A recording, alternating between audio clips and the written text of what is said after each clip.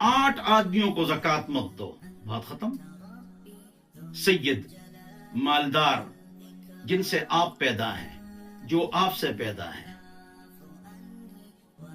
नाबालिग, काफिर, मियाँ बीवी को, बीवी मियाँ को ज़कात न दें। इसके अलावा बहन, भाई, चचा, मामू, कजन, ससुर, सास, बहू, दामाद, फूफी, खाला, सबसे पहले इनको ज़कात दोगे, बताना जरूरी नहीं। किन चीजों पर ज़कात नहीं है? जाती गाड़ियां, 10 बेटे 10 गाड़ियां नहीं है। प्लाजा, आपका कारखाना है, मशीन है, उस पर ज़कात नहीं है। प्रोडक्शन और खाम माल पर ज़कात है। जाती प्लाट है बच्चों के लिए, उस पर ज़कात नहीं। जो किराया तय खर्च होता है उस पर ज़कात नहीं। जाती गाड़ियां ज़कात नहीं है। कारोबार की गाड़ियां ज़कात नहीं है। कारोबार है, सामान आगे पीछे ले जाते हो। इसी तरह जो गाड़ियां आप खरीदते बेचते हैं, जो चीजें आप खरीदते बेचते हैं, सिर्फ उस पर ज़कात है। आपका कारोबार है, उसमें 5-6 गाड़ियां चलती हैं, उस पर ज़कात नहीं है। शेल्फें, ज़कात नहीं है।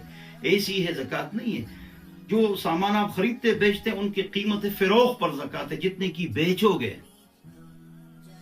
मुख्तलिफ कीमत और दरमियानी कीमत। सोना आपने लिया 10 लाख का, बेचोगे तो 25,000 कम हो जाते हैं, लिहाजा उसमें क्या है, फिर जो सोने की कीमत फिरोख्त है उस पर ज़कात है। अल्लाह हम सबको समझता फरमाए। तो गौर से सुनो, तवज्जो से सुनो।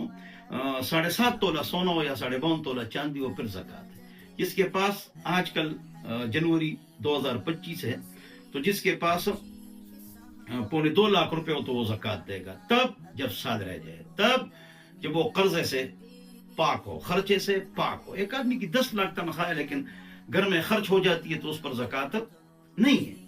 तो बहरहाल ज़कात दो, माल में बरकत हो। नहीं दोगे सजा मिलेगी। यमहकुल्लाहु रिबा व युरबि सदक़ात व इन्नमा रिबा व इन कफर फआक़िबतु इला क़ल्ल। हराम माल जितना बढ़ जाए अंजाम 0 होगा। तो बहरहाल ज़कात का एहतमाम फरमाए। सबसे पहले किसको ज़कात दे वो मैंने आपको बता दिया है। आप पर कर्जा है वो माइनस करो, जो साल में अदा करोगे सिर्फ वही कर्जा माइनस करो। इसके अलावा आपका किसी के ऊपर कर्जा है तो आप ज़कात देंगे अगर वो कर्जा निकलेगा।